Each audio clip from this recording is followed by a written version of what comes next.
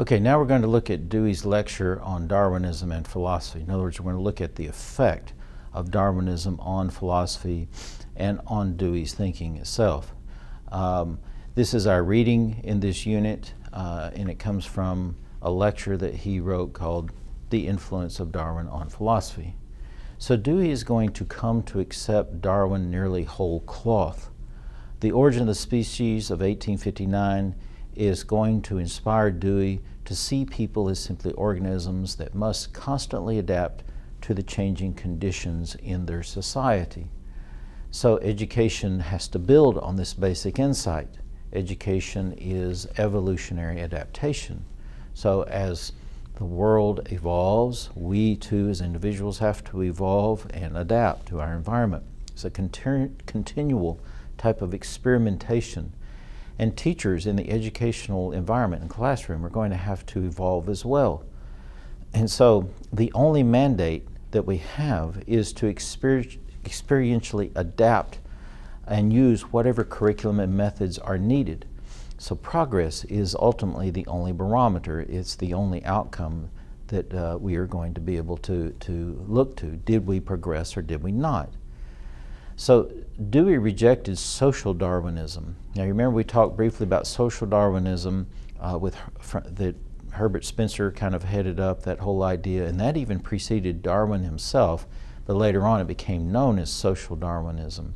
This is the idea that some societies can evolve higher than others, or some races can evolve higher than others, and that therefore some people are more socially higher than others, okay? And so he's going to completely reject this idea. And this is going to be, again, his democratic ideas overriding that idea of social Darwinism. But it was very popular back in that day, back in that time around the turn of the 20th century. Indeed, World War I, the Nazis, and World War II are going to essentially buy that into that ideal whole cloth themselves and drag the whole world through two calamitous world wars. But Dewey is going to reject social Darwinism completely and hold that no one has really evolved higher than anyone else, and that social Darwinism is not something that we should apply in thinking about economics and finances and so forth, or any type of social success. So Dewey is going to desire a more democratized education where all succeed equally, not a society where some evolve or rise above others to dominate. And so even though he's going to buy into Darwinism, he doesn't want to take that Darwinism down to the individual level and say that some should evolve at the expense of others, okay?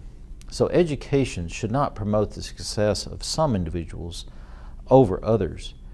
Individualism for Dewey was best when everyone cooperates in a kind of a synergistic way and we all rise together. Again, he's a kind of a radical egalitarian on this notion, the idea that every individual should emerge in society at the same pace. Thus, a child should be encouraged to rise above social hindrances, for example, and pursue their natural abilities and talents in education. So Dewey's Darwinism was not without challenges. His call for a kind of hands-on training in schools or the type of vocational training seemed to neglect the kind of higher intellectual abilities and the higher theoretical skills that people had embraced for a very, very long time, okay? And so this seems to be something that doesn't fit too well and jibe too well in his educational theory. He wanted kids to learn every manner of hands-on type of manual skills because such skills captured, he thought, the best problem-solving, discovery, and learning that a child could be exposed to. His holistic organic approach to functioning in this world discounted the kind of higher intellectual abilities as lacking practical application.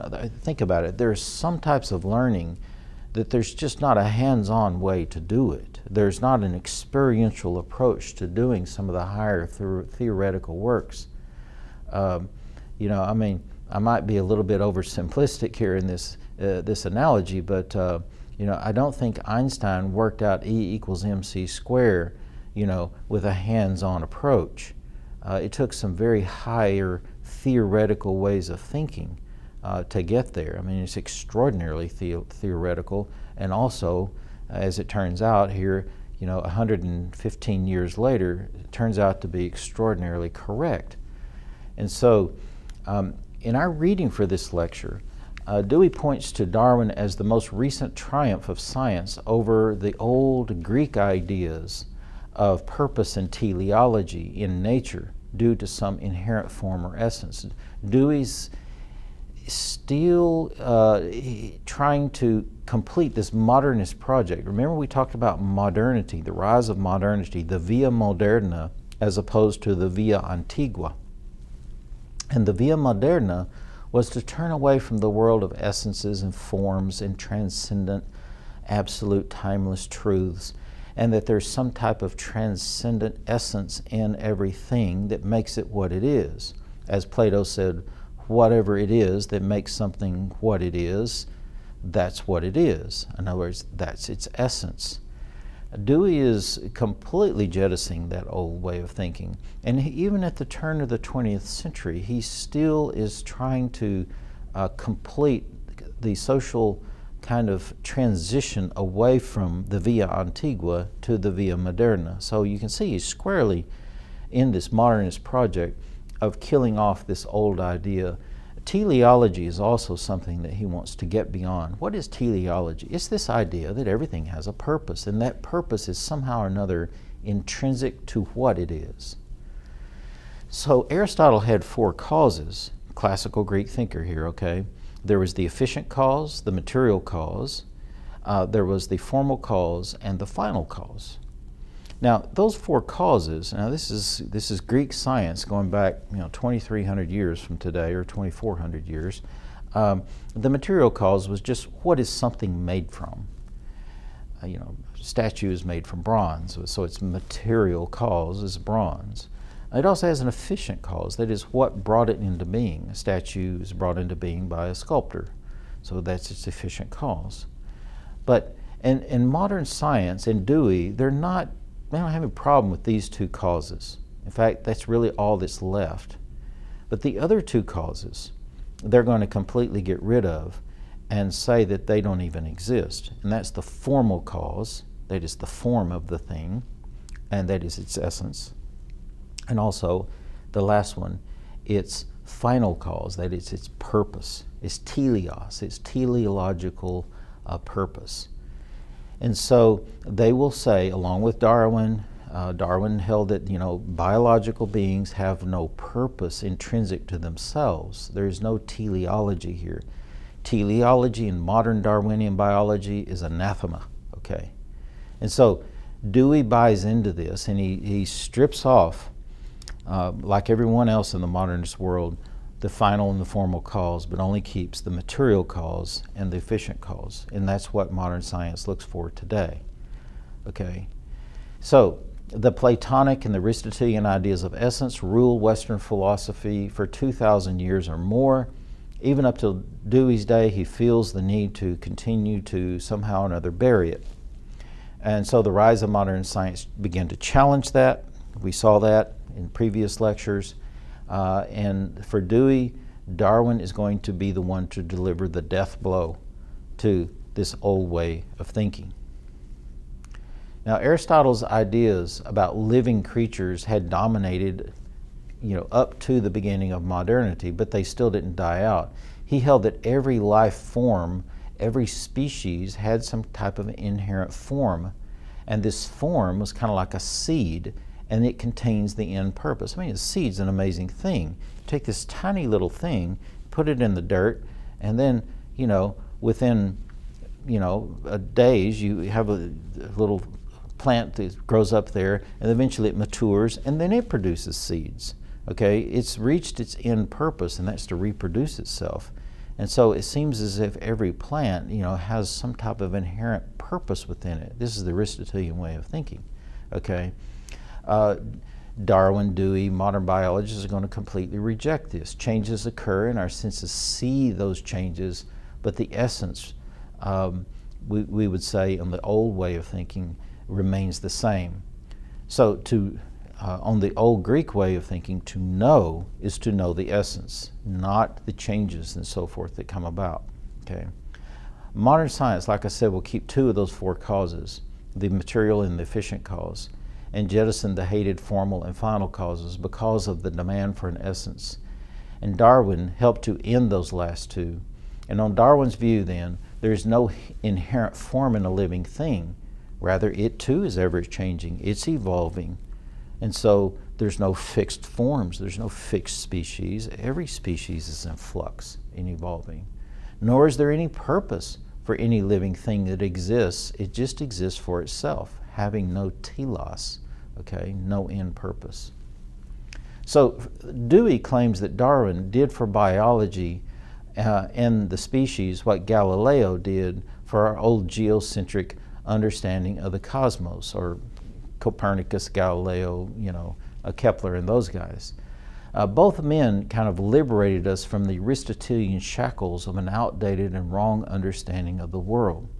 See, Aristotle too held that the earth was the center of the world and everything existed in spheres coming out from it. Dewey sees Darwin as a modern day Galileo. The shift away from purpose and form to evolution and change requires a corollary. The corollary is that there's a shift from rationalism and an idealism to empiricism. So if you strip away form and telos, final cause and formal cause, then you also strip away the way that you know those things. And the way you know those things in the old way of thinking, the Greek way of thinking, was through reason. Okay? Well, how did you know the material and the efficient? Through the senses, through the empirical observation. And Dewey says now that's all that's left, okay, is that way of knowing.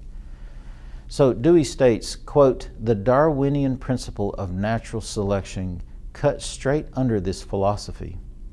If all organic adaptations are due simply to constant variation and the elimination of those variations which are harmful in the struggle for existence, that is brought about by excessive reproduction, there is no call for a prior intelligent causal force to plan and preordain them." So you see, there is no God because nothing has a purpose and you don't need a purposer, okay? Both Plato and Aristotle had some form of a supreme intelligence to drive their entire system. And Dewey, along with Darwin, has moved on past that. Dewey agrees with Darwin that knowledge must arise from inductive observations of specific examples, not a complete cosmic or transcendent cause. We can't have a priori explanations for the design of everything, he says. No, we must have a posteriori evolving knowledge, a posteriori based on experience. Design evolves, and it is not transcendent. The old way of thinking said that the design of things, whether it was a plant or an animal, its structure, its design was fixed. It was a fixed essence. Darwin says no, those designs are ever changing.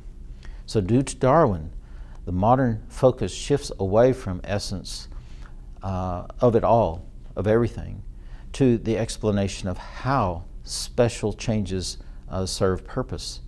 It shifts to from a supreme intelligence that shaped all living things to the particular intelligences that now shape things. It shifts from an ultimate goal of good to the increments of happiness that we can grasp via intelligence. So for Dewey, Darwin is kind of like a hero in kind of completing, putting this final puzzle piece in place for modernity. Thus, we live in this kind of immanent boundary, if you will, without any need, without any reference to, without any longing for transcendence. We must progress toward our collective flourishing. And we are responsible for ourselves. We're responsible for our own survival, not some transcendent being. And this is the way you see a lot of contemporary secularists and naturalists think, that appealing to a transcendent being is somehow weak-minded in a sense. It's like you're making that entity responsible for us. And they would say, you're on your own here. You know, whatever you make of yourself, that's all that matters.